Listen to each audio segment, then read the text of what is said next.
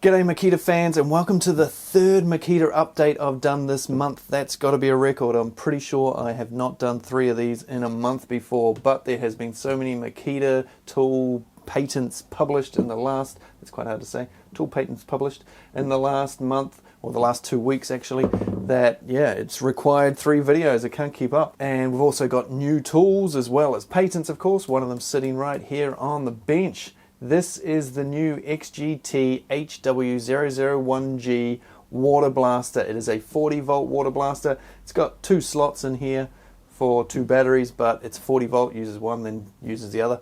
Not an 80 volt tool. And there'll be a full review of this very shortly. But first up, let's take a look at some patents. Up first, a tool topic that is very popular with Makita users, and that is multi-tools. A 40 volt multi-tool is the most requested tool I've had for quite some time, apart from the obvious framing nailer, the other one being a table saw. But sticking with multi-tool, here it is. This design is a few years old, but it's just been released, but it was submitted a few years ago. And it is a Starlock multi-tool. It takes the Starlock blades like this, rather than the pin design like the DTM52, which a lot of people don't like.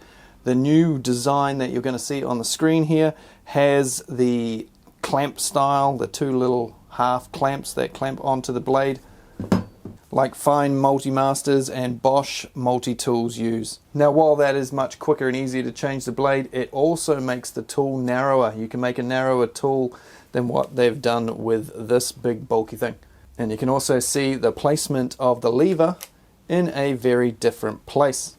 Now, I have no idea if they're actually going to use that design or whether it has gone by the wayside. Who knows?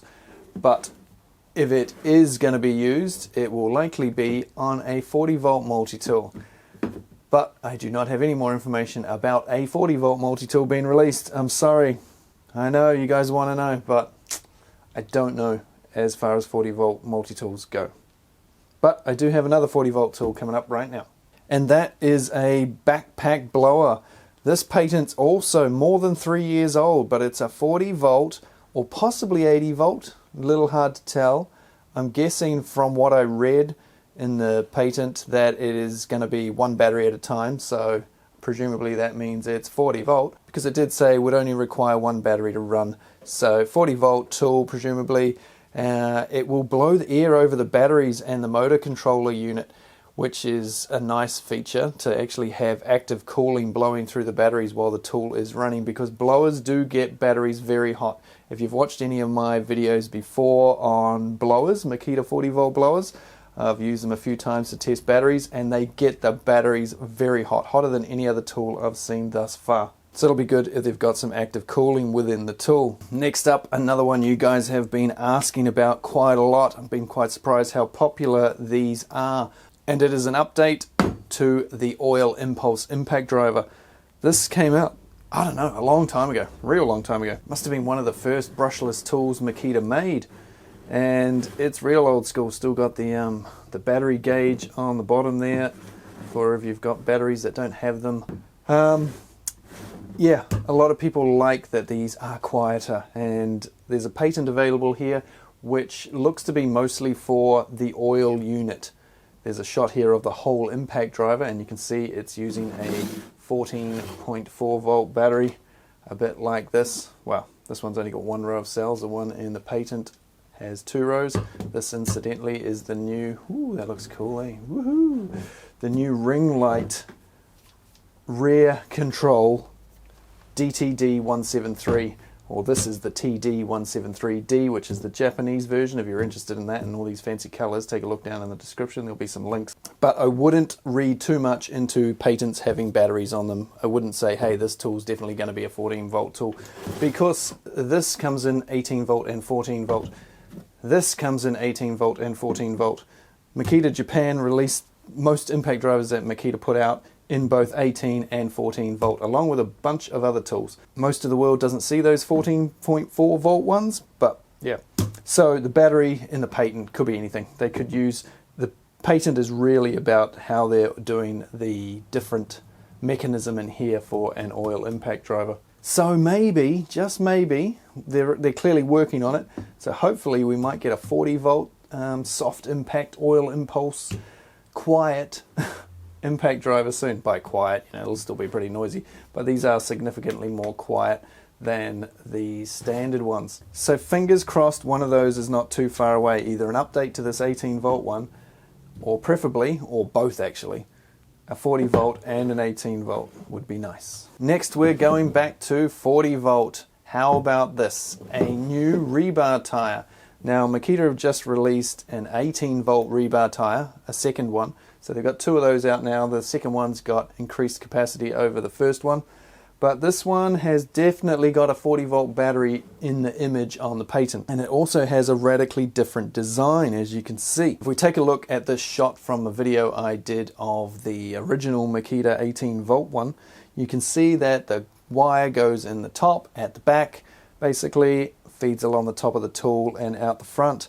Whereas the 40 volt one in this patent has the coil down the front, in front of the tool, in front of the handle basically, below the mechanism where it would pull through and tie your wire off. So it's quite a different design. Hopefully it is better than the 18 volt ones, because that first 18 volt one, I haven't tried the second one yet, been meaning to for a while, but the first one doesn't tie up all that tight. You know, I've heard a lot of complaints about it, and yeah, it doesn't tie up tight. So it'd be nice if the 40 volt one has overcome that problem and they can do a nice tight tie on the wires. Next up, this one has only just come to light this morning and it has been released. It is not a patent. It is the DCU 601 and the DCU 602. They're 18 volt, well they're 36 volt, but they take the 18 volt batteries. And if you're a follower of the channel and these updates, you will have seen the patent for this scissor lift style one, the 601, quite some time ago. And I didn't know if they were actually going to do it, because they released the wheelbarrow style and the cart style one quite some time ago, probably about a year ago, and there was no sign of the scissor lift one. But now the 601 is an electronic scissor lift. So that's pretty cool. It can take weights of up to 300 kgs, runs at 5 kilometers an hour, it can go up a 12-degree incline, and the lift starts at 475 millimeters above the ground and goes up 545 millimeters to a maximum height of 1020 millimeters. So not a huge rise, but depending on what you're doing, that could be very handy. Certain small businesses, it would be good for loading and unloading shelves, taking things out to people's cars, that sort of thing. And the other one, the 602, is a tilting bucket model. So there was a tilting bucket model in the first one. So the first one you could have different combinations. So it was the DCU 600 and you could have a bucket, you could have a tray. There was a couple of different, there was a really big bucket that you could like fill up with water, and there was a few different options. And the one with a bucket, like a standard sort of wheelbarrow, you could tip. So it had a manual tip, so you could just release that, tip it forward, clip it back down again. Whereas this new one, the 602, is an electronic bucket. So that's pretty cool. That's much better, especially if you've got a bit of weight in there. So the electronic one will lift it up 75 degrees. If that's not enough, you can unclip it from there and do it manually to 115 degrees. Once you've got up to that 75, you've taken all the weight out from you having to lift it. So then you can just release it, let it dump forward, and then click it back in place and lower it back down again. Seems pretty cool, and I'd love one just to play with, but they're pretty big and bulky and I don't really have a use for one anymore.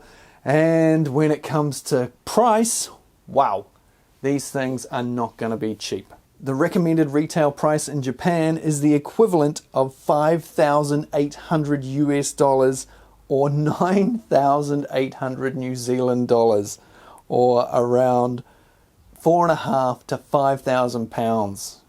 These things are, yeah, pricey. If you want one of these, you're probably going to have to order it from your Makita dealer, because I don't think too many places are going to have them piled up. And that is another Makita update done for. Keep a lookout for the review of this if you are interested. I'm looking forward to getting stuck into it. I'm going to be using it all day tomorrow, hopefully. I'll tell you how long those batteries last in it. But until then, and until the next Makita news update thingy, oh, it's finally turned off. It was running that whole time, just from the one click. Looks like that one lasts longer.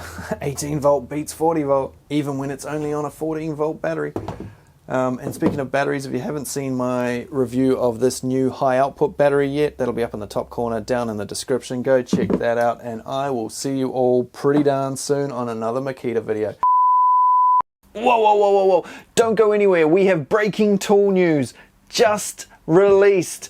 Blessed be the Makita XGT D-handle jigsaw. Recently you would have seen me review this, the barrel grip jigsaw from Makita 40 volt, but now we have the 40 volt D-handle. I knew it was coming, but it still sort of came as a bit of a surprise when all of a sudden it appeared. I haven't found all the stats and everything for the jigsaw yet, but presumably 135mm depth of cut. I'm imagining that's what the last 18 volt ones were. That's what the last barrel grip one was. I'm guessing it's pretty much the same speed as the barrel grip, pretty much exactly the same tool with the same features, apart from your hand goes on the top instead of around the body. So I will of course be trying to get my hands on one of those very soon to bring you our review. And as you can see, since we last met, it